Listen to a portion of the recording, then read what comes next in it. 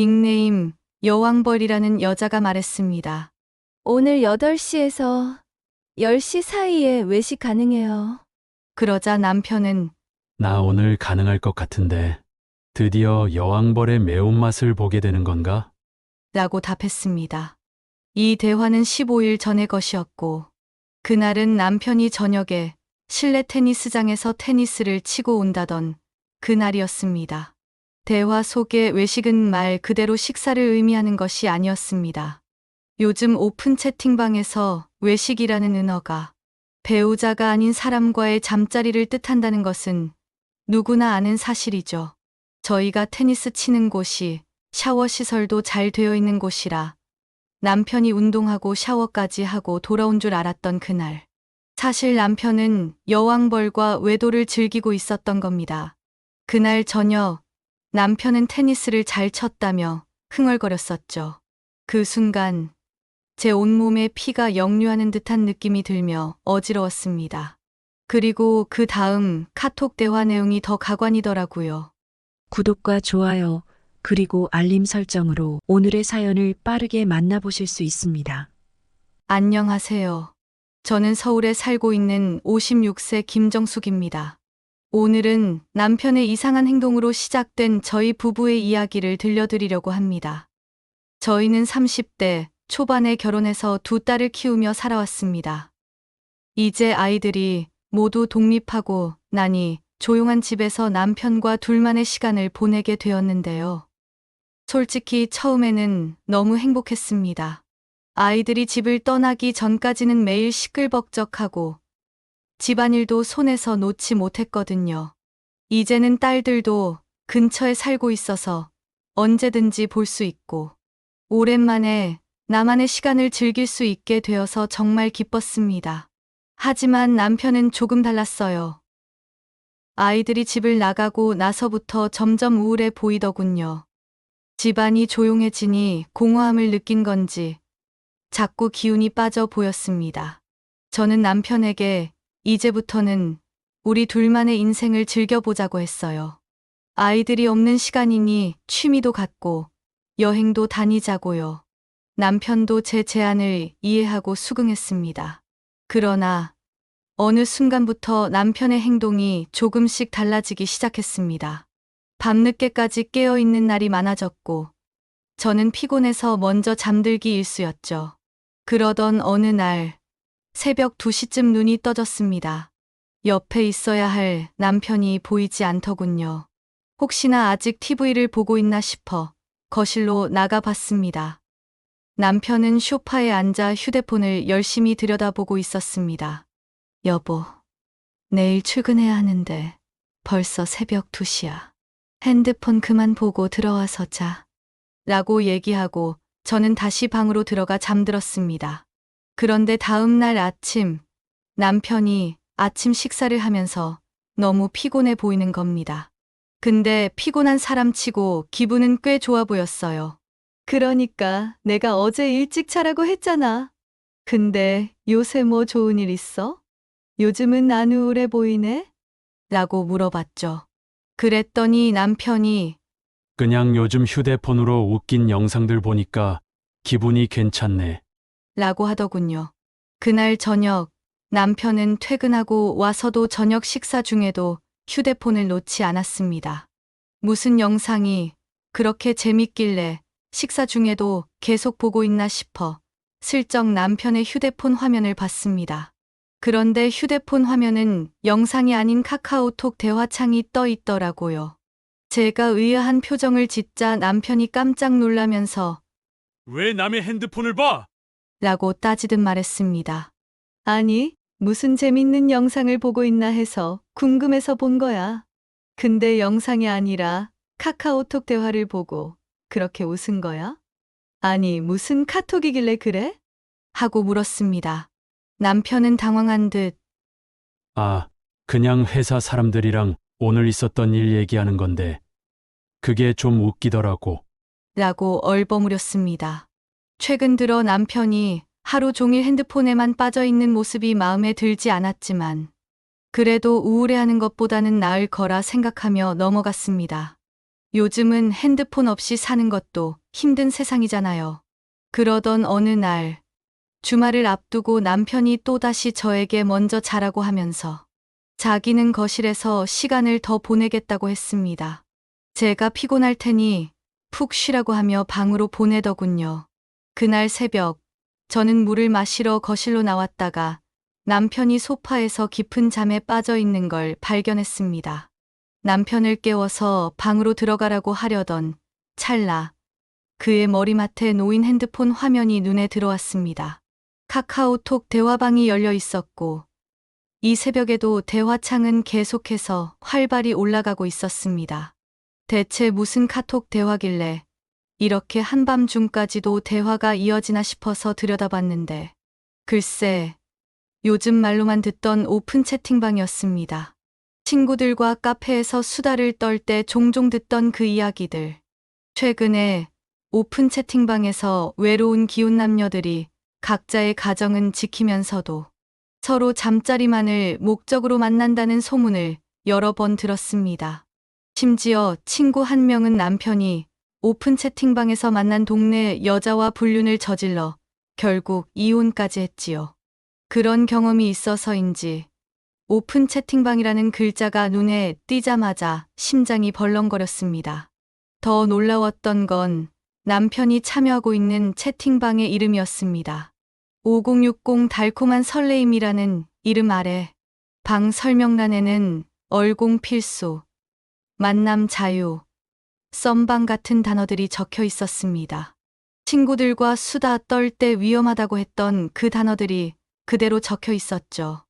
남편을 바라보니 깊은 잠에 빠져 있었고, 저는 핸드폰을 들고 조용히 안방으로 들어왔습니다.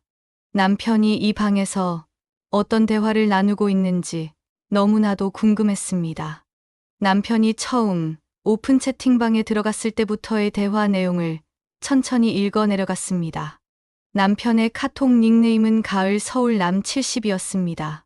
보아하니 닉네임, 지역, 성별, 나이 70년생을 표시하는 방식인 것 같더군요. 남편이 이 채팅방에 들어간 시점은 정확히 그가 밤늦게 자기 시작했던 시기와 일치했습니다. 처음에는 수줍게 안녕하세요라며 인사를 남겼더군요. 그러자 방에 있던 사람들이 격하게 환영했고, 남편은 최근에 두 딸이 모두 독립해서 아내와 둘이 집에 있다 보니 적적하고 우울해서 들어왔다고 말했습니다. 그러자 여왕벌이라는 닉네임을 사용하던 여자가 가을님, 이제 더 이상 외롭지 않게 해드릴게요. 밤마다 출석 체크하실 거죠? 라고 유혹하듯 답글을 남겼습니다. 남편은 곧바로 어떻게 외롭지 않게 해주실 거예요? 기대되는데요. 라며 맞장구를 쳤고, 곧이어 여왕벌은 가을님, 매운맛 보고 싶으신가 봐요? 한번 맛보면 빠져나오기 어려운데요. 라며 농담 섞인 말을 던졌습니다. 그 대화에 다른 남자도 끼어들며 가을님, 들어오시자마자 여왕님 매운맛을 원하시네요. 한번 맛보면 정신 못 차리실 텐데. 라고 했습니다. 대화를 읽으면서도 정말 어이가 없었습니다. 그들 모두 결혼한 사람들이었을 텐데 배우자와 자녀들 얼굴을 어떻게 마주할 수 있을까 싶었습니다. 노골적인 단어를 사용하지는 않았지만 대화의 분위기와 문맥이 성적인 긴장감을 의도적으로 조성하고 있었습니다. 마치 그들의 부도덕한 행동을 은근히 즐기는 듯한 모습이었습니다. 친구들한테 들은 얘기 그대로더군요. 이렇게 대화하다가 배우자한테 들키면 그냥 좀 마음이 적적해서 얼굴도 모르는 사람들이랑 사는 얘기 좀 하면서 스트레스도 풀고 서로 공감도 하고 그런 건데 이게 무슨 바람이냐며 대화 내용에도 그런 단어가 하나 없는데 괜히 대화 내용을 이상하게 받아들여서 오해하는 배우자를 의처증, 의부증으로 몰아간다고요. 저는 그 자리에서 핸드폰을 내려놓았습니다. 남편과 무슨 이야기를 해야 할지, 어떻게 이 상황을 정리해야 할지 머릿속이 복잡했습니다. 과연 남편의 이런 모습은 단순한 일탈일까요? 아니면 우리의 결혼 생활이 이미 무너지고 있었던 걸까요? 저는 자고 있는 남편을 깨워 물었습니다. 도대체 이 카톡방이 뭐고 왜 들어갔냐고요. 남편은 화들짝 놀라며 핸드폰을 뺐더군요. 그러면서 너무 적적하고 회사 사람들이 그런 채팅방에 대해 얘기하길래 너무 궁금해서 들어갔는데 생각보다 자기 말을 너무 잘 받아주니까 너무 재밌어서 그냥 넋두리처럼 수다 좀 떨었다며 자기도 이게 외로움을 푸는 좋은 방법은 아닌 것 같다고 다신 안 한다고 하더라고요. 저는 남편에게 물었습니다. 아무리 외롭고 힘들어도 이렇게 낯선 사람들과 오픈 채팅방에서 이런 나쁘끄러운 얘기를 하는 게 외로움을 푸는 거면 이거 그냥 정신적 바람 아니야? 아니 당신 두 딸도 있는데 이렇게 저급한 말투로 서로 웃기다고 얘기하는 거 부끄럽지도 않냐고. 제 말에 남편도 부끄러운 건 아는지 미안해. 그냥 호기심에 들어갔다가 사람들이랑 말이 잘 통해서 재미있어서 그랬어. 나도 이렇게 외로움을 해소하는 게 좋은 방법은 아닌 것 같아. 다시는 그런 방에 들어가지 않을게. 애들한테 얘기도 하지 말고 지금 당장 채팅방 나갈게. 라고 얘기했습니다. 남편이 어떤 마음으로 오픈 채팅방에 들어갔고 실제로 대화할 때 어떤 생각까지 했는지는 모르겠습니다. 하지만 어쨌든 지금은 진심으로 반성하는 것처럼 보였습니다. 그런 남편의 말을 듣고 일단은 그 상황을 한 번의 실수로 넘어가기로 했습니다. 실제로 그 사람들과 만난 것도 아니었고 채팅방에 들어간 지 일주일도 되지 않았다는 사실을 알고 있었으니까요.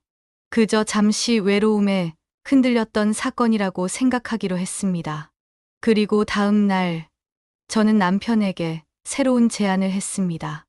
여보, 우리 같이 테니스를 배워보면 어때? 요새 부부끼리 테니스 같이 배우는 사람들 많대. 우리 요즘 운동도 안 하고 집에만 있는 것 같아서 같이 테니스를 배우면 건강도 챙기고 당신 우울증도 좀 없어지지 않을까? 남편은 제 제안에 기쁘게 동의하며 곧바로 테니스 레슨을 알아보기 시작했습니다.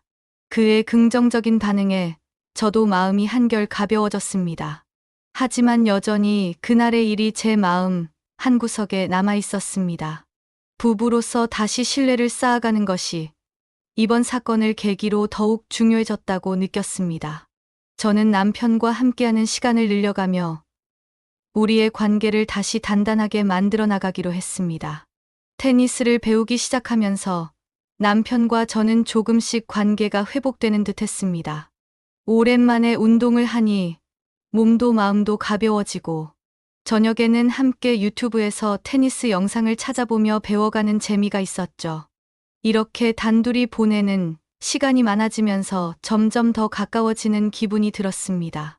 하지만 모든 것이 잘 풀려가고 있다고 생각했던 그 순간 제 삶이 완전히 무너질 줄은 꿈에도 몰랐습니다.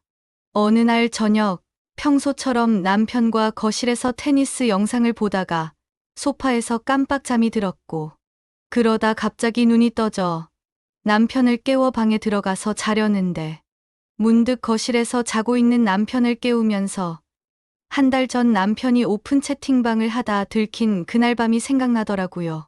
저는 무의식적으로 남편의 휴대폰을 집어들었습니다. 그날 남편의 핸드폰을 열었으면 안 됐는데 그날의 그 순간이 우리 부부의 마지막이 될 줄은 꿈에도 상상을 못했죠. 남편은 한 달 전 큰 싸움의 원인이 되었던 오픈 채팅방에 다시 들어가 있었고 닉네임도 그대로였습니다. 대화 내용은 더더욱 참담했습니다. 방에 들어가자마자 어떤 남자가 말했습니다. 갑자기 나간 걸 보니 하숙생한테 걸린 것 같은데? 가을님 하숙생한테도 집중하셔야 이 방에 오래 계실 수 있어요. 여기서 하숙생이 배우자를 지칭하는 은어라는 걸 알게 됐습니다. 남편은 그 더러운 채팅방에 점점 더 깊이 빠져들고 있었습니다. 저는 오픈 채팅방으로 이혼 경험이 있는 친구의 말이 떠올랐습니다. 그 친구는 오픈 채팅방이 마치 담배와 같아서 쉽게 끊을 수 없다고 했습니다. 제 친구도 그런 남편과 거의 1년 동안 오픈 채팅방의 무한굴레에서 벗어나지 못해 계속 싸웠다고 합니다. 친구 남편은 오픈 채팅방에 제대로 중독되어 있었고, 이 싸움의 끝은 결국 이혼이었죠. 저희 남편 역시 오픈 채팅방의 함정에 빠져버린 걸까요? 저희도 끝은 결국 이혼이 될까요? 정말 생각도 하기 싫었습니다. 저는 두근거리는 심장을 부여잡고 다시 채팅방의 대화 내용을 읽기 시작했습니다. 대화를 더 읽어 내려가던 중 정말 보고 싶지 않았던 말이 눈에 들어왔습니다. 닉네임 여왕벌이라는 여자가 말했습니다. 오늘 8시에서 10시 사이에 외식 가능해요. 그러자 남편은 나 오늘 가능할 것 같은데 드디어 여왕벌의 매운맛을 보게 되는 건가? 라고 답했습니다. 이 대화는 15일 전의 것이었고, 그날은 남편이 저녁에 실내 테니스장에서 테니스를 치고 온다던 그날이었습니다. 대화 속의 외식은 말 그대로 식사를 의미하는 것이 아니었습니다. 요즘 오픈 채팅방에서 외식이라는 은어가 배우자가 아닌 사람과의 잠자리를 뜻한다는 것은 누구나 아는 사실이죠. 저희가 테니스 치는 곳이 샤워 시설도 잘 되어 있는 곳이라 남편이 운동하고 샤워까지 하고 돌아온 줄 알았던 그날. 사실 남편은 여왕벌과 외도를 즐기고 있었던 겁니다. 그날 저녁 남편은 테니스를 잘 쳤다며 흥얼거렸었죠. 그 순간 제 온몸에 피가 역류하는 듯한 느낌이 들며 어지러웠습니다. 그리고 그 다음 카톡 대화 내용이 더 가관이더라고요. 어떤 남자가 말했습니다. 가을님도 이제 여왕벌님 매운맛에 중독되나요? 이제 더 카톡방만 보고 있어야겠어요. 이거 바로바로 손 안 들면 맨날 집밥만 먹게 생겼으니. 그러자 남편은 이렇게 메시지를 보냈더군요. 나도 한 매운맛 하는데 여왕님 매운맛이랑 합쳐지니까 그냥 매운맛 폭발이야 폭발. 이 카톡 대화를 보고 안 미칠 사람이 있겠습니까? 이게 과연 정상적인 사람들의 대화입니까? 분노에 사로잡혀 눈물이 터지고 머리가 아파왔습니다. 그 뒤의 대화를 보니 남편은 여왕벌뿐만 아니라 다른 여성들과도 두세 번 더 외식 약속을 잡았고, 그때마다 저에게는 테니스를 치러 간다고 했습니다. 저녁 시간에 잠깐 나가 3시간 정도를 여자들과 보냈지만 저는 테니스를 치고 샤워까지 하고 돌아온다고 생각했으니 의심할 틈이 없었습니다. 저는 그동안 남편이 테니스에 푹 빠졌다고 생각했고, 함께 테니스를 배우자고 제안한 제 선택이 의미가 있다고 여겼습니다. 하지만 남편은 오픈 채팅방의 달콤한 유혹에 빠져 점점 더 깊이 들어가고 있었습니다. 머릿속이 복잡해지며 이 상황을 어떻게 해결해야 할지 감이 잡히지 않았습니다. 이혼을 결심하게 된다면 어디서부터 시작해야 할지, 그 절차는 어떻게 밟아야 할지조차 막막했습니다. 가장 큰 걱정은 두 딸에게 이 사실을 어떻게 전해야 할지였습니다. 모든 진실을 밝힌다면 딸들은 얼마나 큰 충격을 받을까요? 남편은 두 딸에게 훌륭한 아버지였고, 딸들과의 관계는 그야말로 친구처럼 돈독했습니다. 심지어 제가 시간이 안 될 때 자기들끼리 따로 여행을 갈 정도로 친밀했죠.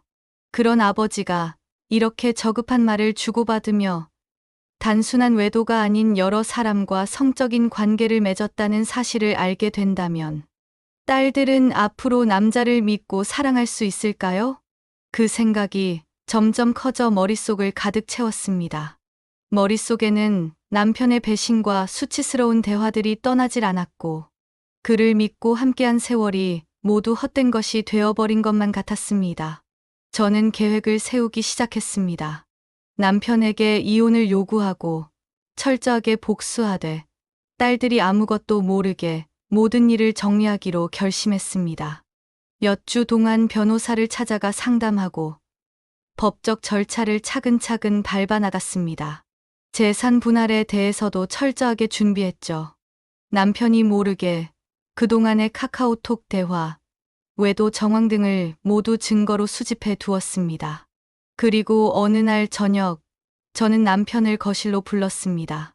남편이 소파에 앉자마자 저는 아무 말 없이 휴대폰을 꺼내 그동안의 카카오톡 대화 내용을 보여주었습니다. 남편은 화면을 보는 순간 얼굴이 창백해지며 말을 잇지 못했습니다. 변명할 생각하지 말고 그냥 당장 이 집에서 나가! 제가 단호하게 말하자 남편은 말문을 열었지만 어떤 핑계를 대든 저에게는 더 이상 들을 가치조차 없는 말들이었습니다. 정수가 정말 미안해. 내 마음이 흔들린 게 아니야. 그냥 오락을 즐긴 거라고 생각해. 이제 그만둘게. 정말 이번엔 진심이야. 남편은 필사적으로 변명하며 용서를 구했지만 저는 더는 듣고 싶지 않았습니다. 실수! 여러 명과 잠자리 한 게 실수야? 누가 당신 등 떠밀어서 한 거야? 그리고 또 뭐? 오락? 이 세상에 누가 그런 걸 오락이라고 해? 두 딸들에게 부끄럽지도 않아? 더 이상 당신과 얘기하고 싶지도 않고 이혼 서류 준비했으니 앞으로는 변호사 통해서 얘기해. 이제 당신 인생에서 나는 없어. 저는 단호하게 말을 끝맺고 더는 그의 얼굴을 마주하고 싶지 않아 자리에서 일어났습니다. 그날 이후로 남편은 몇 번이고 전화를 걸고 집에 찾아왔지만 저는 더는 그를 만날 필요가 없다고 생각했습니다. 저는 수집한 증거를 가지고 이혼 절차를 준비하기 위해 변호사를 찾아갔습니다. 남편의 카카오톡 대화 내용은 외도 증거로서 중요한 역할을 할 수 있었습니다. 하지만 법적으로 유효한 증거로 사용되기 위해서는 몇 가지 요건을 충족해야 했습니다. 다행히 저희 상황은 그 요건을 만족하는 것 같았죠. 먼저 제가 카카오톡 대화를 확인한 과정이 문제될 수 있었습니다. 남편의 휴대폰 비밀번호를 몰래 해제해서 본 것이 아니라 남편이 소파에서 잠들어 있던 순간 휴대폰 화면이 켜져 있었고 그 상태에서 우연히 대화를 보게 된 것이기 때문에 사생활 침해로 법적 문제가 되지 않을 가능성이 높았습니다. 변호사도 이 부분에서 크게 걱정하지 않아도 된다고 말했습니다. 중요한 것은 남편이 자신의 외도를 숨기지 않고 대화 내용에서도 상대방이 남편의 기혼 상태를 충분히 알고 있었던 점입니다. 대화 속에서 상대방이 하숙생, 즉 배우자를 뜻하는 은어를 사용해 남편의 결혼 상태를 암시했기 때문입니다. 이런 상황에서는 간통내연 관계이 성립될 수 있었고 법정에서도 충분히 이 증거를 인정받을 가능성이 높았습니다. 변호사는 남편의 카카오톡 대화 내용을 캡처해 저장한 후 이를 시간 순서대로 정리하여 남편의 외도 정황을 명확히 드러낼 수 있도록 준비하라고 했습니다. 또한 만약 이혼 소송으로 진행된다면 남편의 외도가 저와의 결혼 생활에 심각한 해를 끼쳤다는 점을 강조할 수 있는 진술서도 준비해야 한다고 조언했습니다. 그렇게 이혼 절차 준비는 단계적으로 이루어졌습니다. 첫 번째 단계는 변호사와 함께 이혼 사유를 명확히 정리하는 것이었습니다. 저의 경우 남편의 불륜이 주요 사유였고 이에 대한 명확한 증거로 카카오톡 대화와 함께 남편의 외도 일지를 정리했습니다. 이때 대화에서 사용된 외식이라는 은어가 성적 관계를 뜻하는 속어라는 점을 설명하며 남편이 실제로 다른 여성과 부적절한 관계를 가졌다는 사실을 법정에서 증명할 수 있도록 준비했습니다. 두 번째 단계는 재산 분할 및 위자료 청구에 대한 계획을 세우는 것이었습니다. 남편의 외도로 인해 결혼 생활이 파탄에 이른 만큼 저는 가능한 한 유리한 조건으로 재산 분할을 받을 수 있는 권리가 있었습니다. 변호사와 함께 재산 목록을 작성하고 필요한 서류들을 준비했습니다. 남편이 자신의 잘못을 인정하지 않거나 합의를 거부할 경우에 대비해 소송으로 갈 준비도 병행했습니다. 세 번째 단계는 이혼 소장을 작성하고 제출하는 것이었습니다. 소장에는 남편의 불륜 사실, 그로 인해 결혼 생활이 회복할 수 없을 정도로 파탄에 이르렀다는 내용, 그리고 카카오톡 대화와 같은 구체적인 증거들이 포함되었습니다. 또한 상대 여성 역시 남편이 기혼자임을 인지하고 있었으므로 유책 배우자의 책임을 물을 수 있음에 위자료 청구의 정당성을 주장했습니다.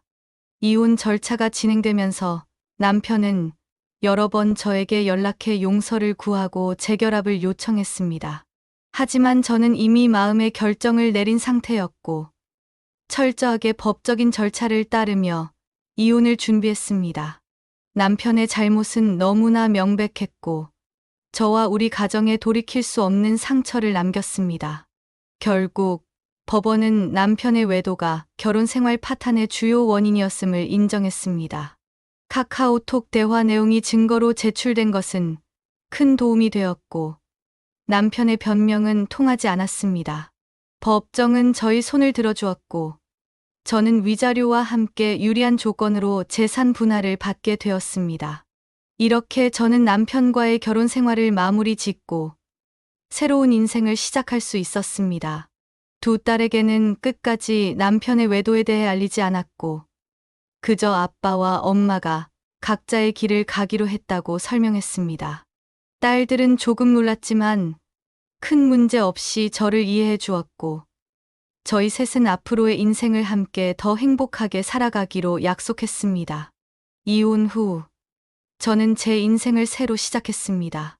우선 테니스 코치와 함께하는 개인 레슨을 받기 시작했고 테니스를 통해 얻은 활력 덕분에 삶의 새로운 목표를 찾을 수 있었습니다.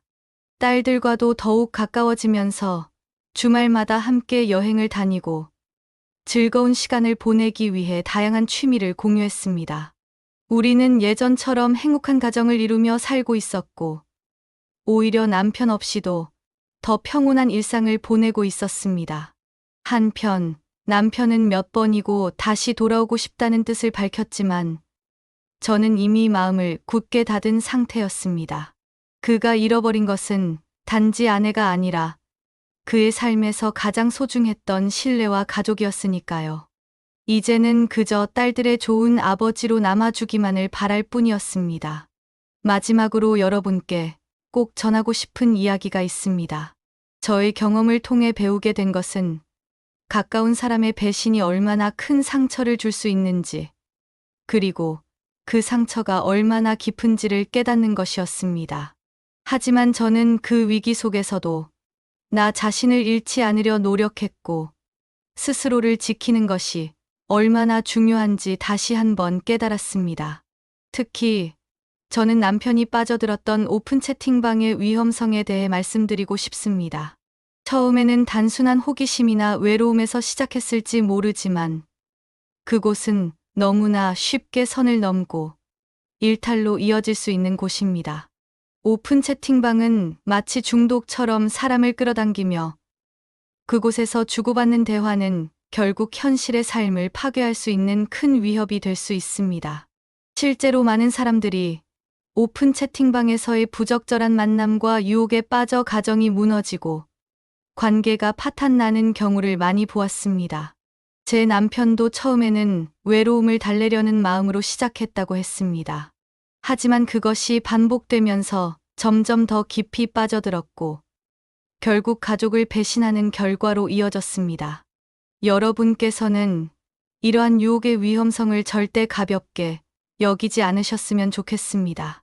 아무리 사소한 대화라도 그곳에서 나눈 말들이 현실의 삶에 엄청난 파장을 일으킬 수 있다는 것을 꼭 기억하세요. 그리고 여러분도 혹시나 저와 같은 위기를 맞닥뜨린다면 절대 스스로를 잃지 말고 자신의 가치를 소중히 여기세요. 배우자의 잘못이나 다른 사람의 실수로 인해 내 인생이 망가져서는 안 됩니다. 그 상처 속에서도 스스로를 지킬 수 있는 힘을 찾아야 합니다. 삶은 언제나 예기치 않은 시련을 주기도 하지만 그 모든 경험이 결국 내가 더 나은 사람으로 성장할 수 있는 기회가 될 수 있습니다. 저는 이제 딸들과 함께 새로운 시작을 하고 있습니다. 과거의 상처는 아물고 우리의 삶은 희망으로 가득 차 있습니다. 여러분도 힘든 순간을 극복하고 자신만의 새로운 이야기를 써 내려가기를 진심으로 응원합니다. 감사합니다. 만약 여러분의 가족이 이러한 상황에 직면했다면 어떻게 했을 것인지 아래 댓글로 여러분의 이야기를 공유해 주시기를 바랍니다. 사랑에는 때로 어려운 결정이 필요하지만 그러한 결정이 우리의 삶과 관계를 더 좋게 만드는 것임을 기억하세요. 오늘 영상이 재미있고 유익했다면 구독과 좋아요, 그리고 주변 지인들에게 공유 부탁드립니다.